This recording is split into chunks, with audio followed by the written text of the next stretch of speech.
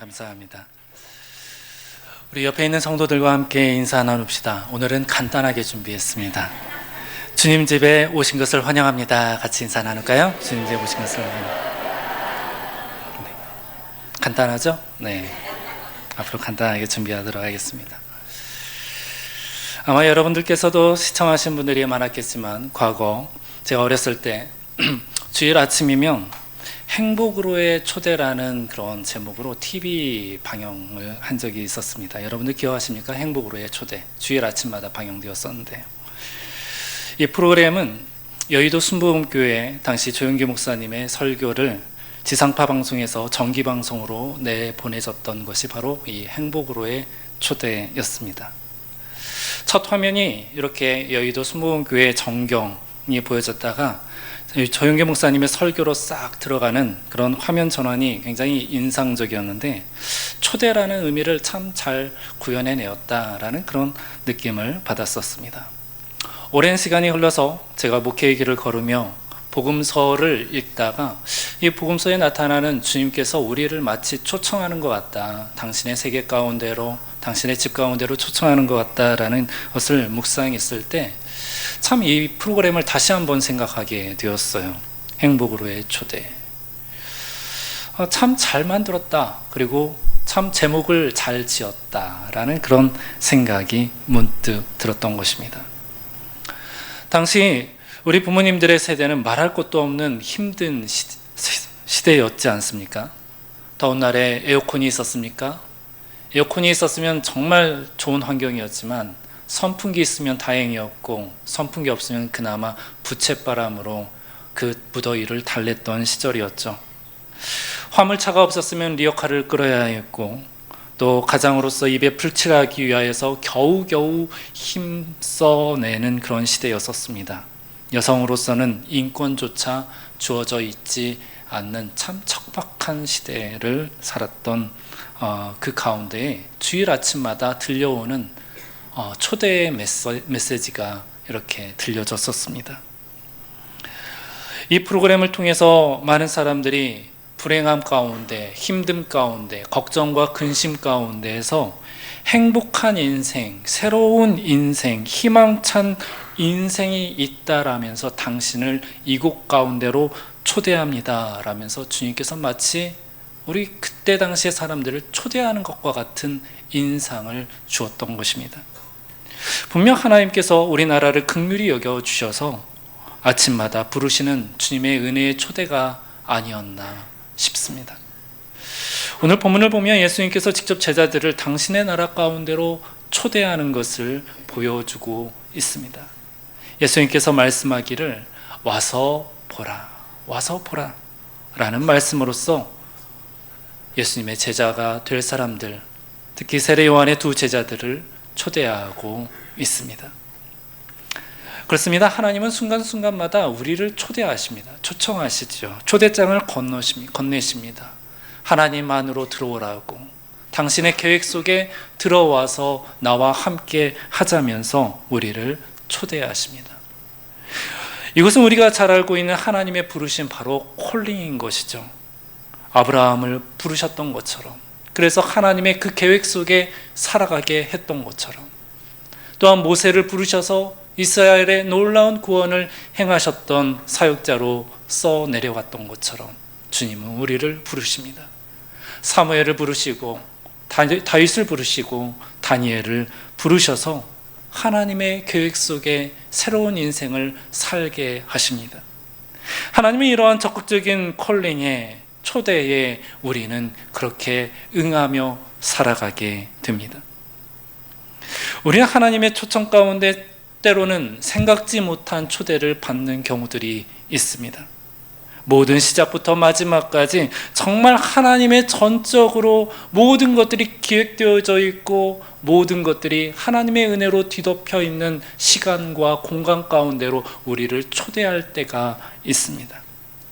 와서 보니까, 생각해보니 생각지도 않게 눈물이 흐르는 자리가 되었던, 그런 자리가 되었던 순간이 있습니다.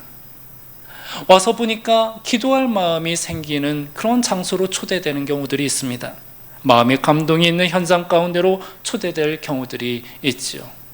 예수님의 제자들에게 있어 성만찬의 자리는 특별한 장소요, 특별한 시간으로 초대되었던 순간이었을 것입니다.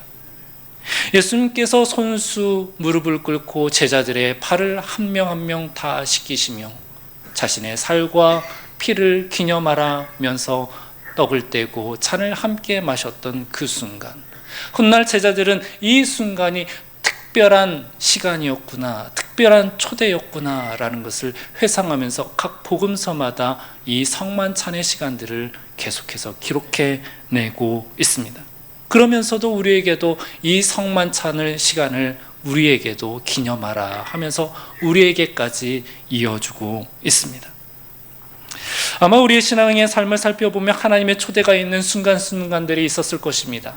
우리가 교회에 처음으로 발을 디뎠던 순간들, 또는 우리의 죄가 회개됨으로 말미암아 정말 세상에서 누릴 수 없는 평강과 자유함을 만끽한 순간들, 심지어 이 시간도 어쩌면 우리 여러분 한 사람 한 사람이 하나님의 초대장을 받아서 이 자리 가운데로 온 초대의 자리가 아닐까 싶습니다.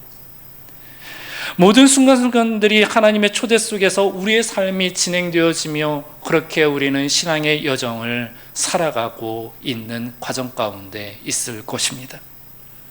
그렇다면 오늘 우리가 읽은 본문 속의 주인공들, 제자들은 예수님께서 초청을 하셨는데, 초대하셨는데 어떻게 반응을 했을까? 그리고 우리 또한 예수님께서 오늘날 당신의 집으로, 당신의 나라로 초대하셨을 때 우리는 어떠한 마음과 어떠한 믿음으로써 반응을 해야 할 것인가? 오늘 여러분들과 예수님의 초대에 대한 메시지를 함께 나누도록 하겠습니다. 어느 날 세례 요한의 제자 안드레와 또 다른 제자와 함께 세례 요한이 함께 이야기를 나누고 있었습니다. 서 있었습니다. 멀찍이서 예수님께서 걸어가시는데, 그 앞을 지나가시는데 세례 요한은 예수님을 유심히 살펴보더니 이 제자들에게 이야기를 하는 것입니다. 보라, 세상 죄를 지고 가는 하나님의 어린 양이로다.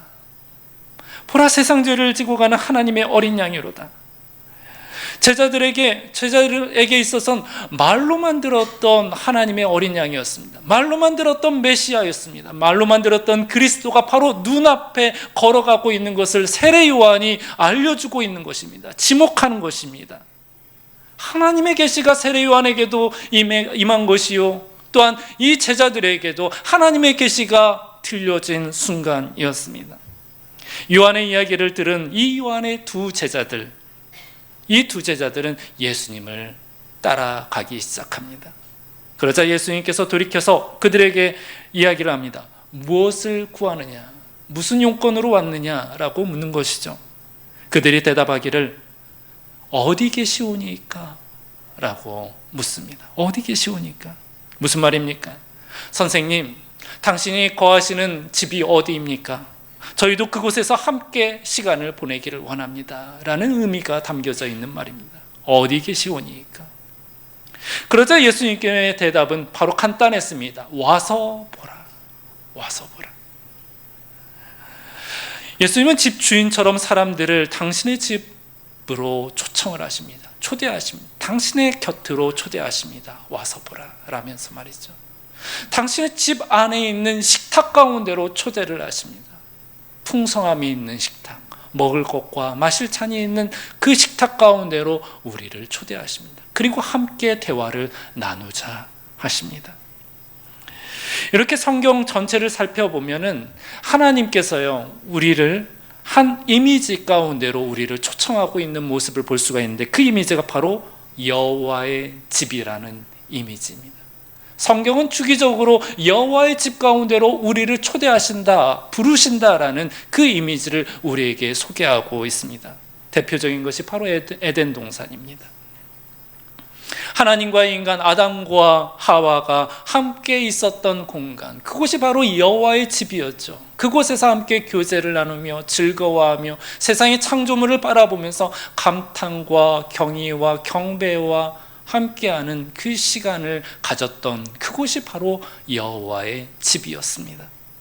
또한 요한복음은 1절 말씀에 이렇게 이야기를 하죠. 말씀이 육신이 되어 우리 가운데 거하심에, 말씀이 육신이 되어 우리 가운데 거하심에, 이 성육신에 대한 사건에 대한 묘사를 NIV 성경으로 살펴보면 이런 의미가 함축되어 있는데, 그 의미는 그의 주거를 우리 사이에 두었다라는 의미입니다. 그의 주거를 우리 사이에 두었다. 하나님께서 우리와 그 사이에 그 주거 집을 우리 사이에 두었다. 그 의미와 장막을 쳤다, 텐트를 쳤다라는 거예요. 하나님의 성전을 우리 사이에 두었다라는 것입니다. 이 말씀은 하나님께서 우리가 그분과 한 집에 살기를 바라는 말씀의 초청으로 들려지는 말씀이기도 합니다. 또한 집의 이미지는 예수님께서 천국에 가서도 우리의 거처와 식탁을 예비한다고 예언까지, 소개까지 하고 있는 말씀을 우리가 들을 수가 있는데, 요한복음 14장 2절에 보면 이러한 말씀이 있습니다. 내가 너희를 위하여 거처를 예비하러 가노니 가서 너희를 위하여 거처를 예비하면 내가 다시 와서 너희를 내게로 영접하여 나 있는 곳에 너희도 있게 하리라 라고 말씀하십니다. 너희들의 거처가 예비되었다. 우리들의 거처가 예비되었대요. 저 천국에 가면요, 우리의 살집이 예비되었다라고 이야기하고 있습니다. 그곳에서 하나님과 함께 즐거운 시간을 살 것이다라고 예수님께서 우리에게 예언적으로 말씀하고 있는 거예요. 예수님께서 와서 보라라는 초대는 바로 이런 의미를 담고 있습니다. 나의 집에 와라, 그리고 보아라. 그렇다면 이 초대에 우리는 과연 어떻게 반응할 것인가? 본문을 살펴보면 세 가지로 요약되어 우리에게 알려주고 있습니다. 바로 경청하고 묻고 그곳에 거하는 것입니다. 간단하게 살펴보면 먼저 경청하라입니다. 들으라입니다. 만일 세례 요한이 보라 하나님의 어린 양이로다 라고 가르치지 않았다면 제자들이 예수님인 것을, 메시아인 것을, 그리스도인인 것을, 그리스도라는 것을 알 수가 있을까요? 가르침이 없으면 알 수가 없었던 사실이었죠. 사실 우리는 스스로 예수님을 만날 수가 없습니다. 만나기 힘듭니다. 누군가가 그분을 가리켜 보여주어야 합니다. 깨닫게 알려주어야 합니다. 목자가 필요한 것이죠. 안내자가 필요한 것입니다. 목자요 안내자가 우리 곁에 있을 때에 이분이 바로 예수님이구나 라는 것을 우리가 인지할 수 있는 것이죠. 깨닫게 될 수 있는 것이죠.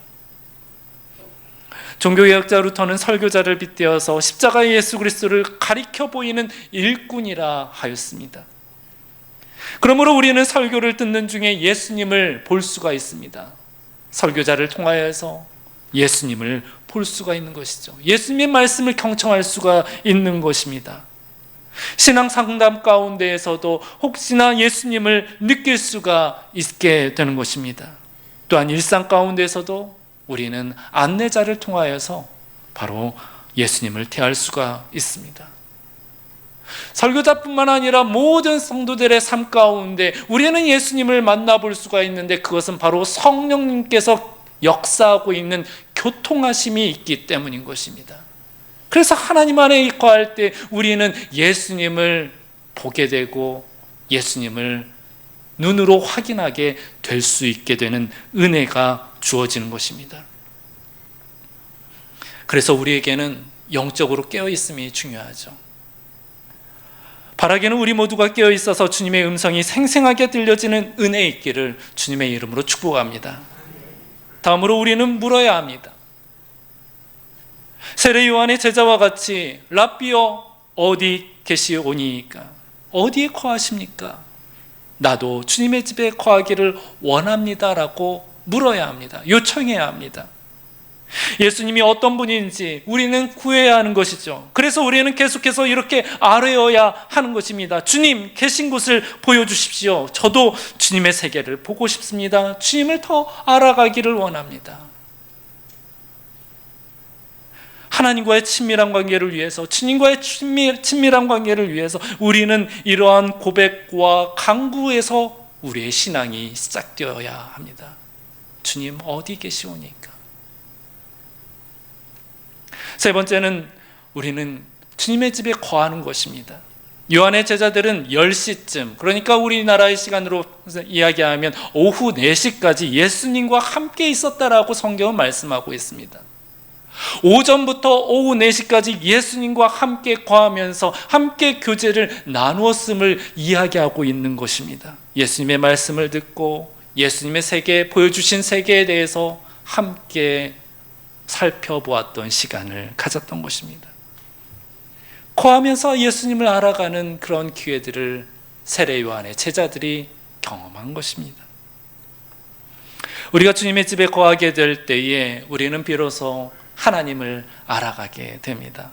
하나님께서 어떠한 마음과 어떠한 계획과 어떠한 성품인지, 어떠한 방향으로 우리의 인생길을 이끄시는지 우리는 하나님 안에서, 하나님 앞에서 우리는 하나님을 알 수가 있게 되는 것입니다. 그 시간 속에 공감이 이루어지고 하나님의 모든 역사와 능력이 공유가 이루어지며 그 안에서 비로소 하나님과의 하나됨, 연합됨을 느끼게 되는 것이죠. 그래서 우리는 하나님 집에 거하게 될 때에 우리는 작은 예수가 될 수 있는 은혜가 부어지는 것입니다. 사랑하는 성도 여러분들, 오늘날 우리는 어떤 초청을 받고 살고 있습니까? 요 근래 여러분들에게 어떠한 초대장이 여러분들에게 주어지고 있습니까? 여러분들의 관심사는, 여러분들의 시선은 과연 어디를 향하고 있습니까? 제가 제주로 이사 온 지 이제 딱 한 달이 되어져 가고 있습니다. 육지에서 생활하고 제주도로 오다 보니까 많은 그런 짐들을 정리하고 왔어요. 버릴 거 다 버리고 청산하고 왔습니다. 가벼운 마음으로 왔습니다. 그러다 보니까 이제 새 생활을 이제 마련을 해야 하잖아요. 그래서 이제 제가 관심을 갖는 게 당근 거래였습니다. 중고 거래 마켓, 네. 당근 거래를 이제 살펴보게 되는데 필요한 것 한 가지가 제 눈에 보이는 거예요. 빨리 내 삶을 딱 세팅해가지고 좀 이제 편안하게 생활을 빨리 하려고 당근 거래를 계속해서 접속하는 것 같습니다. 이 모습을 보면요, 마치 당근이 저를 막 계속 부르는 것 같아요. 초대하는 것 같아요. 그래서 당근에 할애된 시간들이 조금 늘어나고 있는데 저도 이제 좀 자제할 때가 되어져 있는 것 같습니다. 거의 마무리가 되었으니까요. 여러분들의 관심은 또 어디에 가 있습니까? 유튜브입니까? 아니면 드라마입니까? 세상은 우리들에게 계속해서 초대 메시지를 전해 옵니다. 초청장을 우리에게 전달해 주고 있죠. 바라기는 우리 모두가, 저도 여러분들도 예수님의 초청에 더 많은 관심을 갖기를 소망합니다. 주님께서 말씀하십니다. 와서 보라, 와서 보라. 오늘 이 시간에도 와서 보아라. 주님께서 저와 여러분들을 주님의 집으로 초대하실 것입니다. 우리가 하나님 집에 거하게 될 때에 우리는 놀라운 경험을 하지 않을 수가 없는데, 그것은 바로 하나님의 말씀이 들려지는 거예요. 물론 하나님 집에 없을 때도 주님의 말씀은 읽혀졌습니다. 들려왔습니다. 하지만 주님의 집에서 하나님의 말씀을 들렸을 때는 차원 다른 하나님의 말씀이 우리에게 들려지는 것입니다. 구약성서가 이해가 됩니다. 신약성서가 이해가 됩니다. 하나님께서 이야기하는 그 복음이 뭔지 알게 됩니다. 주님께서 직접 지목하면서 알려주시니 알게 됩니다. 산상수훈이라는 그 말씀이 우리에게 무엇을 요구하는지, 어떠한 삶의 태도로 살아가라 하는지 우리는 깨달아 알게 되는 순간을 하나님 집에서 경험하게 되는 것입니다. 뿐만 아닙니다. 하나님에 대한 역사에 대해서 우리는 선명하게 볼 수가 있습니다. 상상할 수가 있습니다. 하나님께서 오병이어의 사건을 설명해 주시는데 마치 내 앞에 펼쳐지는 것처럼 우리는 볼 수가 있는 것입니다. 물 위를 걷는 예수님을 목격하게 됩니다. 물 위를 걷는 예수님의 그 모습, 그 현장 가운데로 우리를 초청하십니다. 마치 1인칭 시점처럼 우리는 그 예수님의 뒷모습을 볼 수가 있는 것입니다. 때문에 우리는 하나님을 향한 신뢰가 더욱더 두터워지게 되는 것이에요. 믿음이 생기는 겁니다. 하나님을 더 의지하게 되는 것입니다. 소망이 생기는 것이죠. 현실을 이겨낼 수 있는 능한 믿음이 우리에게 주어지게 되는 것입니다. 우리가 여호와의 집에 거하게 될 때 말이죠. 사랑하는 성도 여러분들, 하나님의 집에 초청받아 이렇게 영적인 축복을 받게 되는 인생의 전환이 있기를, 영적인 도약이 있는 시간이 오기를 주님의 이름으로 축복합니다. 오늘 본문에 등장하는 또 다른 인물이 있는데 그것은 바로 빌립과 나다나엘입니다. 물론 베드로도 있지만 이 시간에는 빌립과 나다나엘에 대해서 함께 살펴보고자 합니다. 두 사람에게 역시 예수님의 초청의 메시지가 전달되어졌습니다. 그런데 두 사람의 반응이 좀 다릅니다. 빌립이 다르고 나다나엘이 다릅니다. 먼저 빌립을 살펴보도록 하겠습니다. 요한복음 1장 43절에서 45절까지 말씀을 우리 다시 한번 읽어보도록 하겠습니다. 43절에서 45절까지 말씀입니다. 시작. 이튿날 예수께서 갈릴리로 나가려 하시다가 빌립을 만나 이르시되 나를 따르라 하시니 빌립은 안드레와 베드로와 한 동네 베세다 사람이라. 빌립이 나다나엘을 찾아 이르되 모세가 율법에 기록하였고 여러 선지자가 기록한 그 일을 우리가 만났으니 요셉의 아들 나사렛 예수니라. 아멘. 네, 이야기에 앞서서 이제 다른 아이들도 그렇겠지만 제 딸, 첫째 딸이 예전에 그 모자이크 퍼즐 맞추기 게임을 굉장히 좋아했었어요. 이제 어렸을 때부터 이 모자이크 퍼즐 맞추기를 즐겨 했었는데 딸 아이가 혼자서 못하니까 아빠인 저를 막 부르는 거예요. 그래서 저도 모자이크 퍼즐 이 게임을 본의 아니게 하게 되었습니다. 이 모자이크 이 퍼즐을 맞추는데 묘미가 있죠. 그 묘미가 뭐냐면 마지막 한 조각까지 다 맞춰야 한다라는 겁니다. 한 조각이라도 맞추지 않으면 미완성, 게임이 끝나지 않는 거예요.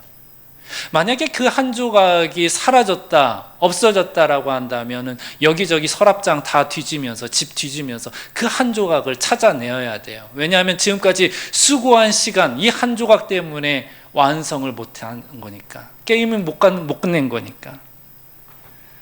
그 남은 한 조각을 찾기 위하여서 여러 가지로 수고하죠. 그런데 마지막 한 조각이 딱 맞춰졌을 때 비로소 완성된 그림을 우리는 볼 수가 있는 것이죠. 그 쾌감을 우리는 잊지 못합니다. 아, 이제야 맞췄다 하면서 굉장히 뿌듯해하고, 아, 이 그림이 이렇게 되었구나.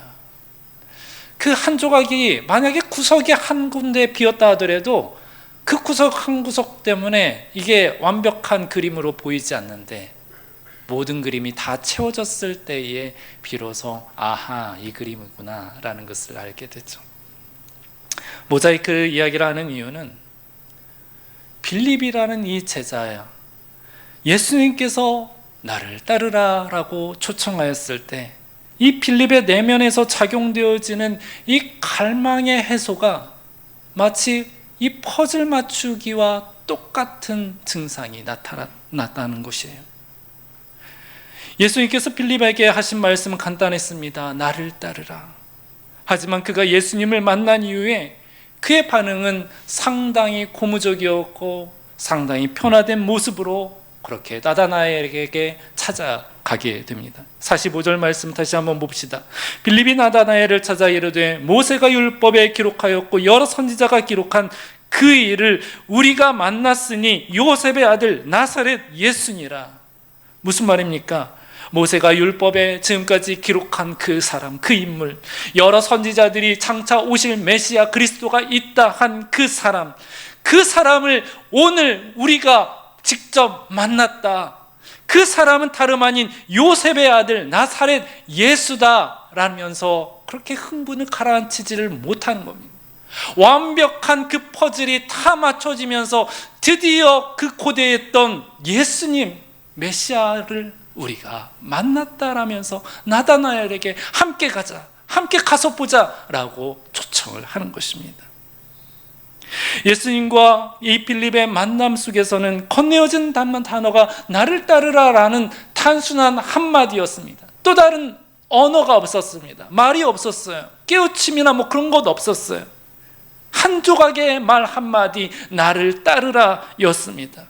하지만 예수님의 얼굴을 대면하여 보았을 때 그 느껴지는 영적인 기류이며 예수님의 그 얼굴과 성품 속에서 전해오는 메시아의 광채이며 성령님의 조명하심을 통하여 그 순간 빌립에게 있던 모자이크 가운데 마지막 한 조각이 딱 맞춰지는 그 전율의 순간을 이 빌립이 경험한 것입니다. 우리 주변에서 어느 순간 하면서 깨우쳐지는 순간들이 있죠. 마찬가지로 빌립 또한 이 미완성이었던 이 모자이크 퍼즐판을 예수님과 만나는 그 순간 딱 맞아지는 완벽한 그림을 그때서야 보게 된 것입니다. 중요한 것 한 가지가 있는데 그것은 바로 빌립, 그는 예수님의 만남 이 순간 이전에 모세의 율법과 선지자의 글을 계속해서 읽었다라는 것입니다. 다른 모든 조각들이 맞춰진 상황 가운데 예수님을 만났다라는 것입니다. 예수님의 만남을 통하여 이 맞춰질 때가 바로 이 순간이라는 것을 성경은 말씀하고 있죠. 그렇기 때문에 우리에게 도전하는 바, 우리 역시도 빌립과 같이 성경의 말씀을 계속하여 읽고 살찌우는 것이 무엇보다 중요하다는 것을 알려주고 있는 것입니다. 그리고 때가 될 때에 성령님께서 조명하심 가운데 우리는 깨닫는 시간을 갖게 되는 것입니다. 부름의 시간이 오게 되는 것입니다. 예수 그리스도를 만나게 되는 시간이, 은총과 회복의 시간이 우리에게 주어지는 것입니다. 그러므로 사랑하는 성도 여러분들, 하나님의 말씀을 꾸준히 읽으시기를 바랍니다. 평상시 말씀을 가까이 하여 진리를 축적하시기 바랍니다. 예수 그리스도, 이 로고스의 말씀을 우리가 축적할 때에 우리 안에 이 축적된 말씀을 통하여 하나님께서 역사하시고 말씀하시고 새로운 인생으로 우리를 이끄심을 여러분들 믿으시기 바랍니다. 다음 제자로 나다나엘이 등장합니다. 요한복음 1장 46절에서 49절 말씀인데요, 우리 다시 한번 읽어보도록 하겠습니다. 시작. 나다나엘이 이르되 나사렛에서 무슨 선한 것이 날 수 있느냐? 빌립이 이르되 와서 보라 하니라. 예수께서 나다나엘이 자기에게 오는 것을 보시고 그를 가리켜 이르시되 보라, 이는 참으로 이스라엘 사람이라. 그 속에 간사한 것이 없도다. 나다나엘이 이르되 어떻게 나를 아시나이까? 예수께서 대답하여 이르시되 빌립이 너를 부르기 전에 내가 무화과 나무 아래에 있을 때에 보았노라. 나다나엘이 대답하되 랍비여, 당신은 하나님의 아들이시요 당신은 이스라엘의 임금이로소이다. 아멘. 본문에 등장하는 또 다른 인물인 나다나엘을 어떻게 설명할 수 있을까요? 빌립을 모자이크로 설명하였다라면 나다나엘의 상황은 어떻게 보면 이제 작은 큐브로 설명할 수 있을 것 같습니다. 빗댈 수 있을 것 같습니다. 여러분들 큐브 아십니까? 육면으로 된 저 놀이기구. 서로의 색상을 맞춰야 이것이 게임이 끝나잖아요. 거의 정렬을 이제 맞춰가는 가운데 그럴 때가 있습니다. 한 줄이 엇나간 상황들이 있어요. 그럴 때 참 보면은 골치가 아픕니다. 이 한 줄 맞추기 위해서 처음부터 다시 이제 만져야 하는 그런 순간들이 있지 않습니까? 나다나엘이 그랬습니다. 무슨 말이냐? 나다나엘에게 장차 오실 메시아 그리스도에 대한 이 생각이, 기준이 바로 한 줄처럼 다 엇나가 있는 상황이었습니다. 무슨 말이냐면 장차 오실 메시아는 존경받을 만한 사람이다. 다윗의 계보, 다윗의 그 혈통 가운데 왕의 계보를 타고 오는 사람이 바로 메시아라 성경에 기록되었다. 때문에 그 메시아는 상류 계층에서 나올 것이다. 그 상류 계층은 다 예루살렘에 있지 않느냐. 그러므로 예루살렘에서 났다 하면 몰라도 바로 이곳 어촌인 나사렛에서 하나님의 아들이 왔다는 것은 말이 안 된다라는 거예요. 저 어촌 동네 나사렛에서 무슨 선한 것이 날 수 있겠느냐? 어떤 유인이 날 수 있겠느냐? 그럴 가능성 희박하다 이겁니다. 나다나엘에게 그런 고정관념이 있었어요. 그렇기 때문에 모든 것이 다 부인되어지는 것입니다. 그러자 빌립이 이렇게 권합니다. 어찌 말로 다 설명할 수 없는 이 빌립이 와서 보아라. 예수님께서 세례 요한의 제자들에게 말한 것처럼 와서 보아라, 이 말씀을 빌립이 자기 동료인 나다나엘에게 동일하게 이야기합니다. 와서 보아라. 말로 설명할 수 없는 진리, 표현할 수 없는 구원자, 그리스도 앞에서만이 느낄 수 있는 이 영적인 전율, 직접 느끼라 초대하는 것입니다. 이런 직접적인 체험이 진리를 보게 한다는 것이죠. 나다나엘은 결국 예수님에게 나아갔습니다. 예수님은 자기에게 온 나다나엘을 향하여 예언자와 같이 그의 심령을 살피고 그의 삶 구석구석을 꿰뚫는 것과 같이 한마디를 건네는데, 이는 참으로 이스라엘 사람이라 그 속에 간사한 것이 없도다. 내가 무화과 나무 아래에 있을 때에 보았노라. 단순한 한마디인 것 같지만 나다나엘의 속사정은 다른가 봅니다. 이는 참 이스라엘 사람이라 그 속에 간사한 것이 없다. 내가 무화과 나무 아래에 있을 때에 보았노라. 왜 그런 거 있지 않습니까? 서로 이야기를 나누다가 그냥 평범한 주제인데 그냥 평범한 주제에 상대방이 갑자기 울음을 터뜨리는 경우가 있지 않습니까? 나다나엘의 상태가 바로 이거예요. 참 이스라엘이다. 선한 것, 간사한 것이 없다.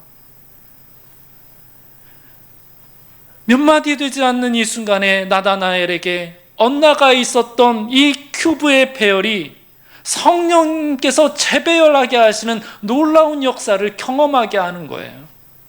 진리인 것을 참 점검하셔서 잘못된 방향의 진리를 틀어 바로 보게 하시는 것입니다.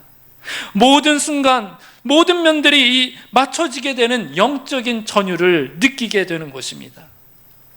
더해서 예수님께서 나다나엘에게 내게로 더 가까이 와라, 너의 마음의 빗장을 풀어라 라면서 한마디를 더 건네는데, 그 말씀이 요한복음 1장 51절 말씀입니다. 51절 말씀을 다시 한번 읽어보도록 하겠습니다. 시작. 또 이르시되 진실로 진실로 너에게 이르노니 하늘이 열리고 하나님의 사자들이 인자 위에 오르락 내리락 하는 것을 보리라 하시니라. 아멘. 예수님께서 나다나엘에게 들려주신 이 말씀은 사실 구약 야곱이 에서를 이제 벗어나기 위해서 도망가면서 이제 한 장소에 머물러 있다가 거기에서 잠을 자게 되었는데, 거기에서 환상을 보게 되죠. 하늘과 땅을 잇는 사닥다리가 있으면서 거기에 자세히 보니까 천사들이 오르락 내리락 하는 그 모습을 봅니다. 그런데 그 위에 어떤 정말 신처럼 보이는 그 정말 영광의 광채가 말씀하는데 하나님이었죠. 하나님께서 말씀을 하는데 바로 이 말씀을 들려주는 것입니다. 오르락 내리락 하는 것은. 그때의 야곱이 깨우칩니다. 아하, 바로 이곳이 하나님의 집이군요. 여기가 하나님의 집이다 라면서 그 의미로 베델이라 칭하게 됩니다. 그래서 구약에서 하나님의 집 하면은 베델이라는 그런 의미가 계속적으로 흘러내려왔던 것입니다. 그런데 이 말씀을 예수님께서 나다나엘에게 들려주는 거예요. 예수님께서 말씀하기를 진실로 진실로 너희에게 이르노니 하늘이 열리고 하나님의 사자들이 인자 위에, 예수님 위에 오르락 내리락 하는 것을 보리라 하시니라. 무슨 말씀입니까? 예수님께서 계신 자리가, 예수님과 함께하는 자리가, 예수님께서 걷는 그 자리가 하늘과 땅을 잇는 사닥다리가 세워졌으며 그 위에 하나님의 천사들이, 사자들이 오르락 내리락 하면서 하나님의 교통하심이 그 가운데 이루어진다라는 겁니다. 하나님의 역사가 이루어진다는 것입니다. 하늘에서 빗장이 풀려지면 땅에서도 풀려지는 것이고, 땅이 하늘에서 닫혀지면 땅에서도 닫혀지는 놀라운 역사가 인자 위에 이르렀다라는 것을 예수님께서 설명하고 있는 거예요. 예수님이 곧 하나님의 집이라고 소개하고 있는 것입니다. 내가 곧 페델이고 내가 하나님의 집이야. 그러므로 와서 보아라. 나의 집으로 와라 라고 말씀하는 겁니다. 사랑하는 성도 여러분들, 우리에게도 이런 새롭게 펼쳐지는 영적인 세상이 이 열리는 순간이 찾아왔으면 좋겠습니다. 빌립에게 찾아왔던 것처럼, 나다나엘에게 찾아왔던 것처럼, 세례 요한에게, 제자들에게 찾아왔던 것처럼 영적인 세상이 탁 트여지며 열리는 그 순간이 우리에게도 찾아왔으면 좋겠습니다. 예수님께서 우리에게 찾아오셔서 우리의 마음을 어루만져 주시고, 어긋난 것이 있다면 그것을 재배열하여서 맞춰주시고, 모든 것들을 새롭게 하시며 진리를 향하여 초점이 맞춰져서 선명하게 보여질 수 있는 영적인 깨우침이 있는 순간, 영적인 튜닝이 있는 시간, 그러한 시간들이 우리에게 순간순간 찾아왔으면 좋겠습니다. 이러한 순간들이 어디에 있다 합니까? 바로 여호와의 집에 있다 합니다. 여호와의 집에. 그러므로 우리 함덕교회 믿음의 공동체가 이 예배드리는 이 장소가 여호와의 집이 되었으면 좋겠습니다.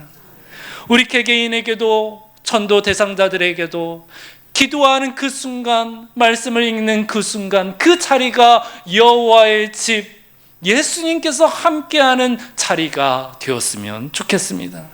이러한 사건들이, 이러한 현상들이 우리에게 많아서 우리 가운데 간증이 넘쳐나고 우리 고백이 넘쳐나고, 그래서 하나님을 향한 영광의 찬송이 많아졌으면 좋겠습니다. 우리를 향한 주님의 음성, 와서 보아라. 나와 함께 하나님의 역사며 하나님의 세상이며 하나님께서 펼치시는 창조물이며 하나님께서 행하실 모든 계획들을 함께 보자꾸나 라고 초청하시는 예수님의 응답에, 네 주님, 내가 주님 집에 가겠나이다. 내가 주님 집에 있기를 원하나이다. 나를 치료하여 주옵소서. 나를 새롭게 하여 주옵소서. 나의 마음을 거룩해 하옵소서 라고 응답하는 저와 여러분들의 신앙이 되어지기를 주님의 이름으로 축복합니다. 이제 함께 마음을 모두어서 함께 찬양으로 하나님 앞에 나가도록 합시다. 하나님, 내 마음을 새롭게 하옵소서. 내 인생을 새롭게 하옵소서. 여호와의 집에 늘 거하게 하옵소서 하는 마음으로 이 찬양 하나님 앞에 올려드리도록 하겠습니다.